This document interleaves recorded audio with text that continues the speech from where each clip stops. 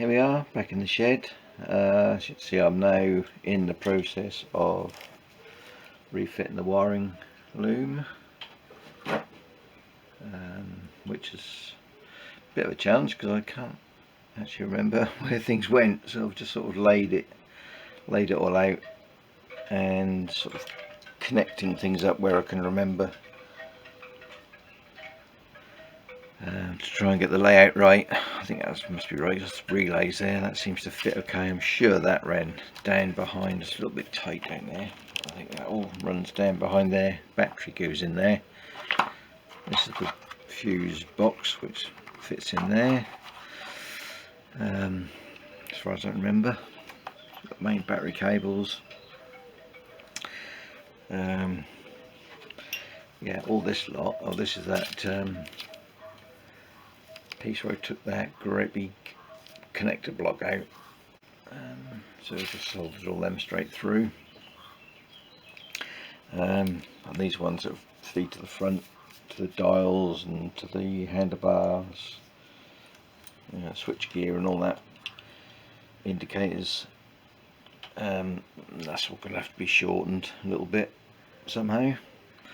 And if you notice that this is my cut down airbox, it's normally be a big black thing all in here with the air filter in, but so I've got these pods which I use.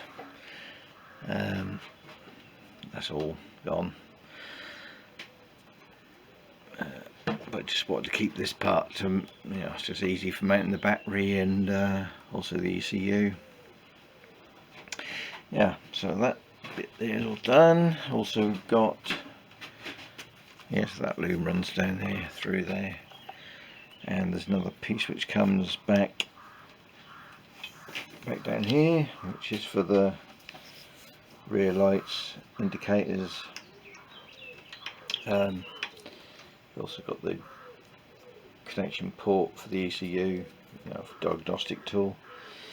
So that's all going to have to be moved back there. I think that is just a 12 volt, direct 12 volt power cable. Don't really need that, so that can all be got rid of. So that will all be much smaller cable running back there. Yeah, got a few things connected up. So that's a start solenoid there. And also, just a matter of point, these, this is the connector for the regulator on the front there. If you've got one of these, make sure you keep these really clean, because they do overheat very easily if they're not clean, and they'll start to melt these terminals, and then you'll get poor connection and your regulator will go, which I have had happen. Not on this bike, but on another bike. Yeah, so it's important to keep these connectors really clean. And the other thing is, got the ice bars on, and this is the reason why I've got monster fork yokes fit on there. So I've got the handlebar clamp, I can fit my own handlebars rather than having the clip-ons fitted here. Just think that's a more of a classic kind of cafe racer look that I'm going for. Probably won't be using these original switch gear. I'll find something a little bit neater. Don't really like them, they're a bit bulky really. Don't really go with the look, but yeah, that's where we are with that so far. All looking good. As you can see, got a little bit further with the wiring, got the indicator lights up there wired in. I've not really done any connections, removable connections in here. I've just in the most part soldered and heat shrunk. Just means there's less stuff in there, and if I do have to remove anything, it's not too much hassle just to cut the wires and resolder them.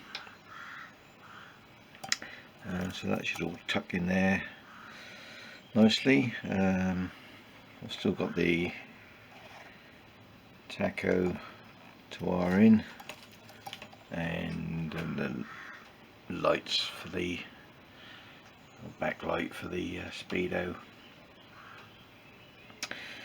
and the headlight. I'm just waiting for a headlight bulb connector so I can wire that in. This switch here,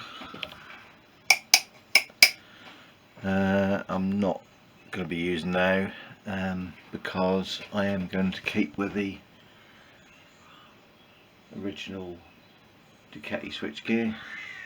I did try some other things. I've got this don't drop it. Got this little switch here. I did try that on there, but it really didn't look that good.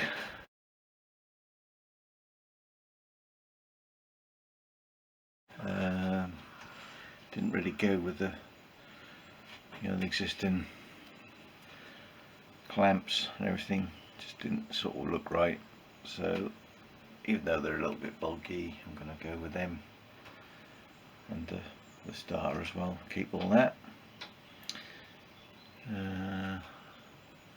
Yeah, so they're the clocks I've got on there.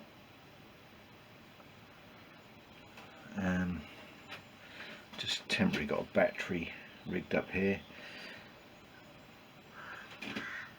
That's not the proper one. These it's too wide. There's quite a narrow battery in there. I need to get a proper one. But I do have I've got my indicators, rear ones anyway, and the rear tail light wired in. I have just reused the original Ducati connector there.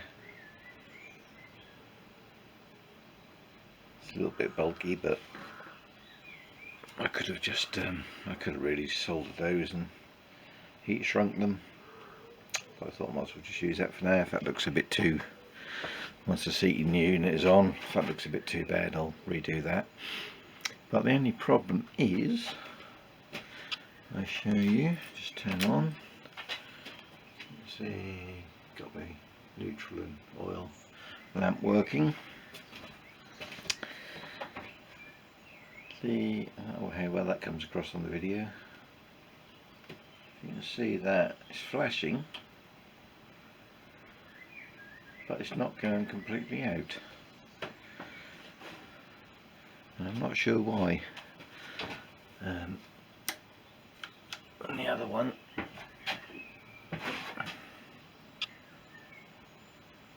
is the same. So I'm gonna have to look into. That's enough. I'm gonna have to look into why that's doing that. I mean, I've got a. Let's see in there. I've got a LED relay. Not sure what components in there. It's almost as if there's a capacitance held somewhere, and it's just not allowing these to turn off fully. So I'm going to have to look into a solution for that. If not, that's going to have to be just some normal indicators, which I don't really want to do, because I do like the look of those on there. I forget to mount them on the side here. I've got them here ready to go. I'm going to mount them on this. This is the existing, I think that's where the fairing went originally, which is threaded. So I just need to make some sort of bracket so I can mount them on there. There's one of the wires for the indicators there. Yeah, so getting there anyway. Not much more to do. really on the wiring, just apart from getting a battery. We'll go from there. Yeah, did just pull the top off the relay just to have a look, and as you can see there are capacitors in there, other sort of components. Looks like a transistor, diode, couple of resistors. I'm guessing that is a voltage regulator there, so that might be the problem. I'm guessing that works on a resistor capacitor timing circuit for the blinkers, for the blink rate. Yeah, does seem to work okay with conventional LED indicators which I had on there, but whether, because I've only got, in the ones that I've made, I've only got a single LED in there, so whether it's just not enough load or something, I don't know. Not too sure on that. Yeah, I'll have to try and find some sort of solution. Yeah, but that's what's in one of them, if you're interested. I'll have to try and reverse engineer it and see how the circuit is laid out. Might be able to figure something out.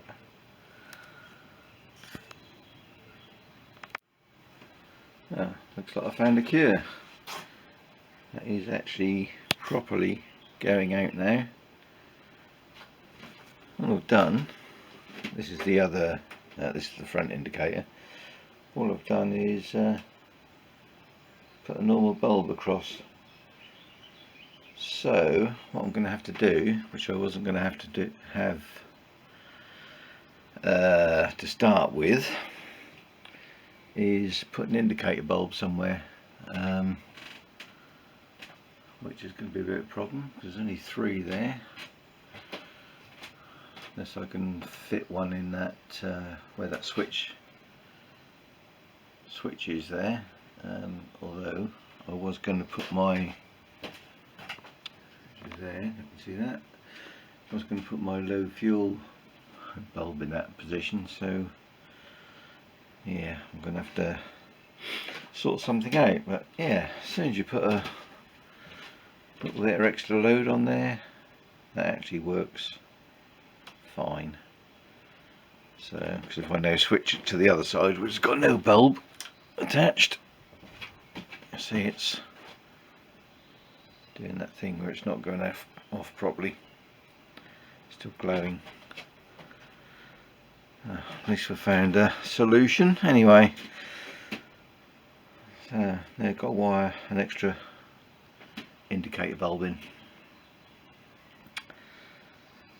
Sort that one out. Got my indicator lamp ready. That's the bulb part there. I've just had to go over with a couple of pieces of this this heat shrink, a couple of layers on there, just have to stretch over, just so that'll be a tight fit in what is meant to be the switch hole. I'm hoping that'll push in there, and these aren't tight as the things anyway as it is. I might even put a little bit over them just so they sit a bit tighter, but hopefully that will cure the problem.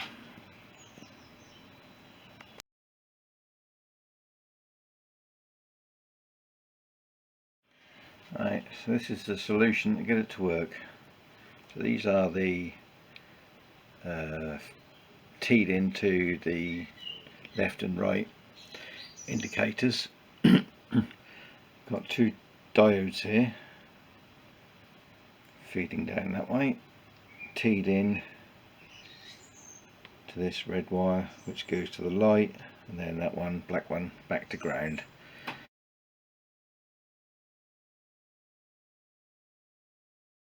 and that, switch it on,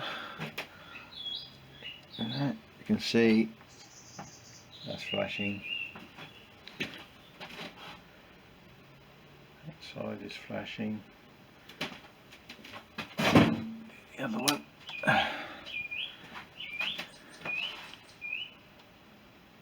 and that one's working as it should. And I've got the indicator light lamp, which has just got to go up into there. All sorted.